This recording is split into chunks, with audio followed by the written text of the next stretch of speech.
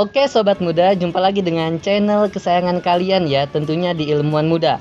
Nah kali ini ya pada sesi sharing beasiswa, kebetulan ya di tengah kita sudah ada Kak Isna ya. Beliau banyak meraih beasiswa ya, dan sudah menuntaskan studinya S1 dan S2. Wow ya. Tapi jangan lupa ya, tetap ya dukung channel kami dengan subscribe, tekan tanda loncengnya ya, biar gak ketinggalan info terupdate ya seputar mahasiswa. Nah teman-teman penasaran kan? Oke, stay tune.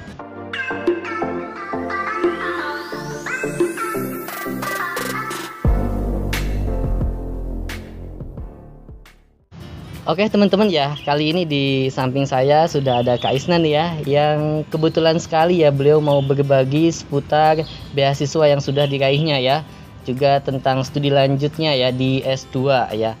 Nah teman-teman, tapi sebelum itu biar lebih bersahabat, kita kasih kesempatan buat kenalan dulu nih ya Kak Isna. Oke Kak Isna, kenalan dulu ya. Assalamualaikum warahmatullahi wabarakatuh. Waalaikumsalam warahmatullahi. Hai sobat muda, perkenalkan nama saya Isnaini Al-Maulida Umami, biasa dipanggil Isna. Jadi di sini saya akan memperkenalkan diri. Kesibukan saya yaitu mengajar di beberapa bimbel dan privat di individu, datang ke rumah-rumah. Terus selain itu saya juga bekerja di Rektorat UB di bagian Sakip. Apa itu Sakip? Sakip adalah Sistem Akuntabilitas Kinerja Ilmu Pemerintahan di bagian Rektorat Lantai 3, yaitu bantu dosen Universitas Brawijaya, tepatnya yaitu Pak Ratno Bagus.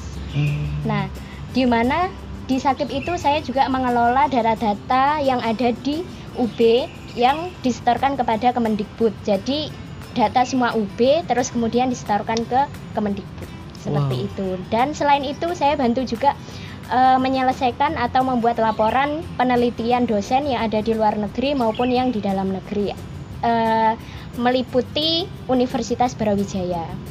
Seperti itu. Wah, luar biasa ya, Kak Isna ini aktif sekali ya, selain di lingkungan mahasiswa ya, di kampus, di ranah sekolah juga ya.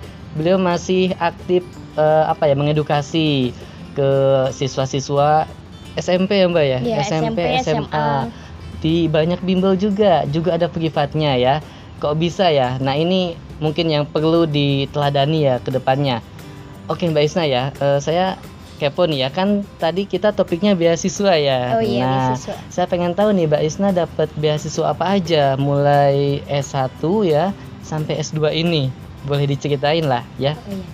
Jadi di sini saya akan bercerita tentang beasiswa apa yang saya dapatkan ketika studi S1. Jadi S1 itu saya angkatan 2013, masuk di Fisika Universitas Brawijaya. Nah, masuk di Universitas Brawijaya itu saya tanpa beasiswa. Artinya itu saya reguler. Nah, kemudian di Universitas Brawijaya itu kan lagi booming-boomingnya nih. Iya. Bisa pengajuan yaitu untuk beberapa beasiswa. Nah, kebetulan untuk yang bidang keuangan atau bidang beasiswa itu adalah berasal dari Bojonegoro, namanya Pak Prof Ayi. Nah, kemudian dari dari Universitas Brawijaya sendiri ada membuka 500 untuk kuota beasiswa offline, yaitu beasiswa apa? Beasiswa BM atau beasiswa bidik misi. Nah, di situ kita menyetor. Pas waktu 2013 kan yang beasiswa bidik misi kan itu ranking 1 sampai 10 kan yang boleh. Nah, ketepatan waktu itu saya di SMA alhamdulillahnya dapat peringkat 1. Jadinya kan bisa diajukan ke Universitas Brawijaya. Nah, itu sistem pengrekrutannya kan offline. Nah, jadi pas waktu dulu kan ada bumi-buminya yang jual ginjal, ingat? Yang 2013. Iya, nah, itu kan semua mahasiswa yang demo UKT di Universitas Brawijaya. Nah, pas waktu itu saya langsung maju nih ke Universitas Brawijaya, langsung naik ke rektorat.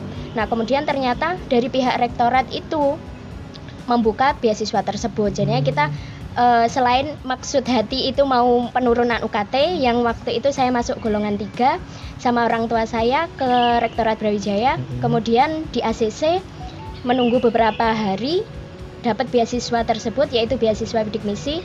Alhamdulillahnya jadi tagihannya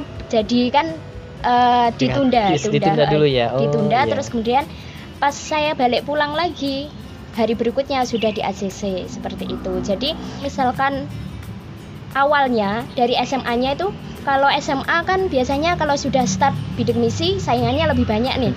Kan membuat kita maksudnya resiko untuk tidak lolos kan banyak gitu. Jadinya guru saya BK dulu itu bilang kalau misal daftar reguler dulu. Jadi setiap apa yang kita lakukan itu kan pasti ada resikonya. Kalau bidik misi nanti langsung dapat. Kalau misal awalnya reguler dulu, otomatis kan kita harus melalui proses yaitu penurunan, terus pengajuan bidik misi. Pokoknya ribet gitu ya, lebih ribet, tapi insya Allah nanti bakal lolos seperti itu. Nah, alhamdulillahnya dapat waktu itu bidik misi 2013. Waktu itu presidennya Bapak Susilo Bambang Yudhoyono ya. Oh iya, masih PSBY. Itu kan dapat sertifikat yang bidik misi itu kan. Kemudian kita ada pelatihan, terus ada semua di pelatihan di Sakri, Samantakrida. Kemudian di situ kita dibimbing untuk beasiswa ini dapatnya gimana, dapatnya apa aja. Terus kemudian selama berapa tahun kita dapat beasiswa tersebut, terus harus menyelesaikan berapa semester. Nah, kalau bidik misi itu kan per bulannya dulu dapat 600. Tapi dari Universitas Brawijaya waktu itu rektornya yaitu Pak Yogi, itu ditambahin 200. Jadi per bulannya ada 600 tambah 200 800 ribu gitu ya. Terus kemudian dari situ ada uang per bulan juga kan. Ada uang bulanan, ada uang untuk buku sama UKT-nya. Nah, kita harus menyelesaikan 4 tahun itu untuk S1-nya gitu. Intinya harus tepat waktu ya Mbak ya? Harus tepat waktu. Berarti Mbak Isna ini nggak langsung dapat beasiswa dari awal ya, tapi pengajuan dulu. Ini semester berapa Mbak Isna ketika dapat bidik misi ini? Itu langsung pas waktu daftar ulang. Daftar ulang itu kan mau bayar UKT nih. Terus kemudian saya kan rencana sama ayah itu mengajukan penurunan. Akan tetapi kok ada jalannya dari Allah gitu. Ada pembukaan beasiswa tersebut. Terus kok kriteria sama dan lainnya ya gitu masuk. Ya udah terus kita coba. Kemudian ternyata lolos alhamdulillahnya. Terus kemudian kita lanjut lagi dari awalnya. Iya. Ya itu ya, jadi tadi ya intinya teman-teman ya kalau yang mau dapat beasiswa walaupun di awal agak pesimis nih ya karena saingannya banyak atau apalah, gak apa-apa, tetap lanjutin aja ya proses sampai masuk kampus, dan nanti di kampus juga bakal banyak beasiswa yang ditawarin gitu ya. Terus selain beasiswa bidik misi, apa dapat beasiswa yang lain Mbak Isna di S1 ini? Kalau S1 kan hanya boleh satu beasiswa untuk satu mahasiswa gitu, nggak boleh lebih kan ya. Nah, terus lanjut ke S2-nya. Iya, lanjut ke S2-nya aja nih, beasiswa S2. Pas waktu itu untuk S1-nya kan saya selesai tahun 2017 ya, bulan April. Nah, sebelum itu berapa tahun ya berarti? 3,5 lebih ya dikit ya? 3,5. Nah, kemudian saya di bulan Juli itu daftar 2017 juga daftar S2. Nah, daftar S2 itu juga tanpa beasiswa. Nah, jadi untuk gini menekatkan diri gitu kan untuk menaikkan derajat dari keluarga sendiri. Betul.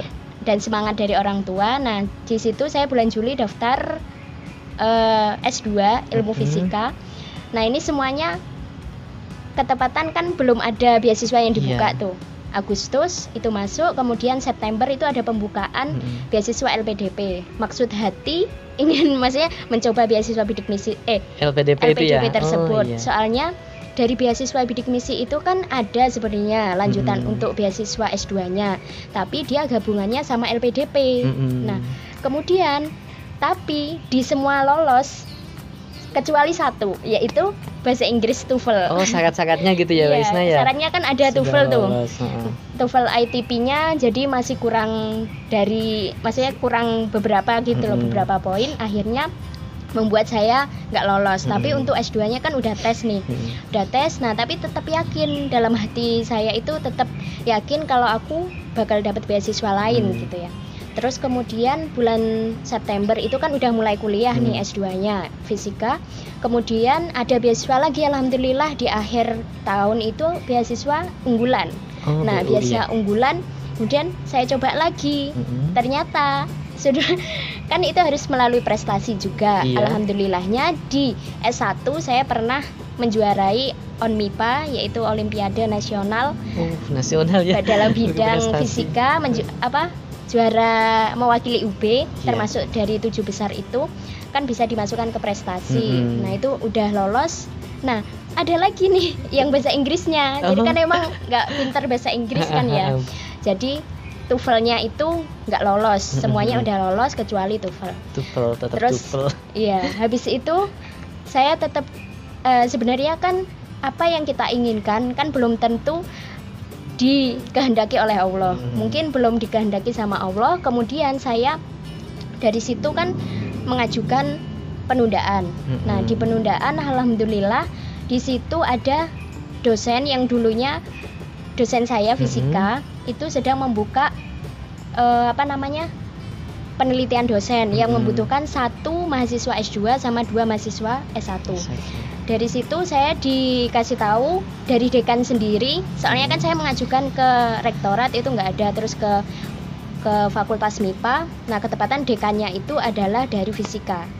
Kemudian dari Pak Dekan yaitu Pak Adi menyarankan ke Pak Johan. Pak Johan itu adalah ketua perpustakaan UB. Kemudian saya mengajukan diri ke situ. Alhamdulillahnya dari Pak Dekan sendiri udah ada memo gitu, memo kalau ini mahasiswa yang berprestasi dari ONMIPA bidang fisika bisa dilanjutkan ke penelitian tesisnya. Jadi penelitian tesis itu kita dapat artinya gini, kita dapat beasiswa dari Pak Johan tersebut untuk membiayai biaya tesis, dan beberapa itu saya bantu beliau dalam asisten dosen, yaitu mengajar apabila beliau berhalangan, misal ke luar negeri atau ke luar kota. Jadi saya yang ngajar. Kalau misal di dalam kota kan ada 3 SKS nih, yang 2 beliau, saya satunya gitu, 1 SKS-nya gitu. Selain itu saya juga berusaha lagi di beasiswa Pemkab. Nah, itu kan saya berasal dari Tuban tapi tinggalnya di Bojonegoro. Gitu ternyata ya. Cuma tumpang jadi KTP-nya tetap Tuban kan. Nah, itu mengajukan ke Pemkab. Nah, ketepatannya di Kementerian Pendidikan di Tuban. Nah, di situ saya udah mengajukan, udah di bupatinya. Ternyata di situ nggak ada beasiswa yang dari Kementerian Pendidikannya. Terus saya diarahkan ke beasiswa Basnas. Jadi Basnas itu beasiswa Amil Zakat Nasional. Terus disuruh melampirkan semua yang prestasi, terus kemudian S1, terus prestasi SMA-nya, dan kondisi keluarga saat itu. Jadi kita harus menceritakan kondisi keluarga secara real. Artinya kita harus benar-benar jujur apa yang terjadi di perekonomian keluarga kita gitu. Jadi nggak ada yang dibuat-buat di sini ya. Kadang kan orang maksudnya aku mau dapat beasiswa tapi malu nih sama keluarga aku gitu. Kita nggak boleh kayak gitu kan, kita harus jujur apa adanya karena pihak beasiswa mengasih kita itu atas dasar yang real apa yang kita lampirkan dan setorkan seperti itu. Alhamdulillahnya setelah beberapa hari mengajukan ke Basnas tersebut, saya sama orang tua terus dipanggil ke yang Basnas Tuban. Alhamdulillahnya dapat. Kemudian itu kan 1 tahun, kemudian 1 tahunnya dapat yang dari dosen gitu. Maksudnya kan kuliah S2 itu 1 tahun, 1 tahunnya itu kan tesis penelitian ya. gitu. Luar biasa ya. Jadi pas masuk S2 juga ya Basna, ini sebetulnya belum langsung dapat beasiswa, tapi tadi karena keyakinan katanya ya, kan ada istilah the law of attraction ya.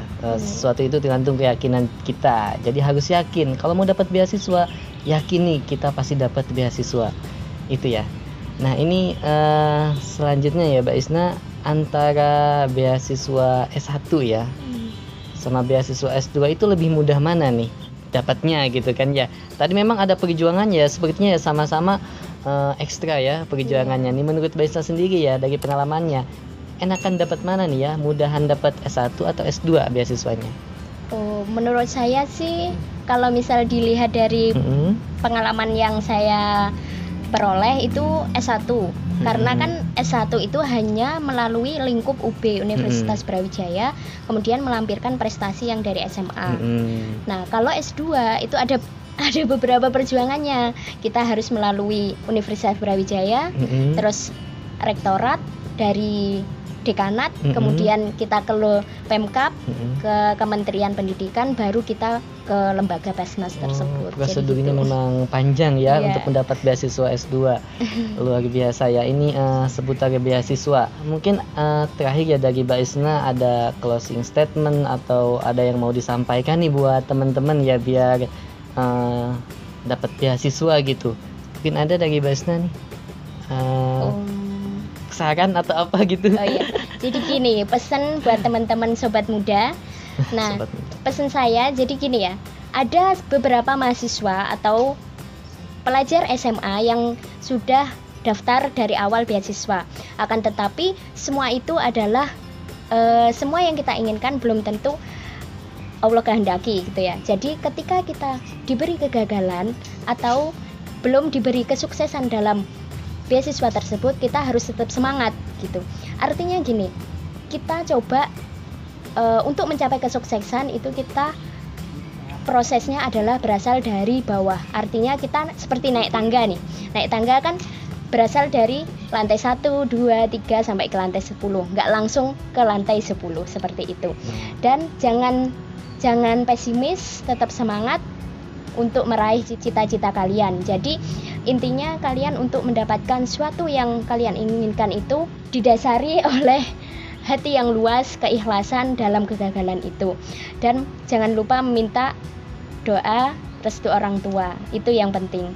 Terus ketika kita sudah mendapatkannya, kita nggak boleh sombong atau kita menyembunyikannya. Misalnya nih, kalau udah dapat beasiswa bidik misi, ada kan biasanya, loh anak ini dapat beasiswa udah bisa berfoya-foya gitu-gitu. Maksudnya artinya setelah kita dapat beasiswa tersebut, kita harus memakai uang tersebut ke sesuai porsinya. Artinya nggak boleh secara berfoya-foya atau gimana, sehingga membuat kita telat dalam menyelesaikan. Seperti telat seharusnya S1-nya 4 tahun, kita lebih dari itu karena kita harus on time kan selesai karena dapat beasiswa itu gitu. Dan tetap mensyukuri apa yang kita sudah apa yang kita miliki, apa yang telah diberikan oleh Tuhan Yang Maha Esa kepada kita, dan memanfaatkannya kepada orang lain. Semoga apa yang kita dapatkan di Universitas Brawijaya, khususnya ketika kalian sudah mampu menyelesaikan S1 maupun S2, itu berilah manfaat kepada sekitarnya. Dan apa yang kita dapatkan yang ada penuh di dalam pengetahuan, tidak lebih hebat daripada apa yang di dalam hati. Maksudnya itu di dalam hati yaitu penuh keimanannya, seperti itu. Artinya iman itu kan berarti ikhlas, terus menerima dan mensyukuri apa yang diberikan oleh Allah Subhanahu wa taala, seperti itu. Luar biasa ya dari bahas ini, dalam banget ya teman-teman ya. Intinya tadi teman-teman harus tetap semangat ya, jangan mau kalah sama keadaan ya. Ketika di sini jalannya tertutup, masih ada jalan yang lain. Kita coba lagi ya, berjuang lagi pokoknya, dan tentunya harus dengan semangat ya, karena katanya dengan semangat kita sudah menyumbangkan satu langkah buat kesuksesan. Mungkin dulu Mbak Isna kalau nggak semangat nggak bakal bisa dicapai itu ya, tujuannya. Nah itu intinya harus semangat. Oke teman-teman ya, sobat muda, itu tadi sharing beasiswa dari Kak Isna yang luar biasa ya. Semoga bermanfaat. Nah oke, jangan lupa ya tetap like juga ya, nanti share juga ke teman kalian biar lebih bermanfaat dan berbagi. Terakhir dari kami, salam ilmuwan muda. Kita dapatkan yang ada penuh di dalam pengetahuan, tidak lebih hebat daripada apa yang di dalam hati. Maksudnya itu di dalam hati yaitu penuh keimanannya, seperti itu. Artinya iman itu kan berarti ikhlas, terus menerima dan mensyukuri.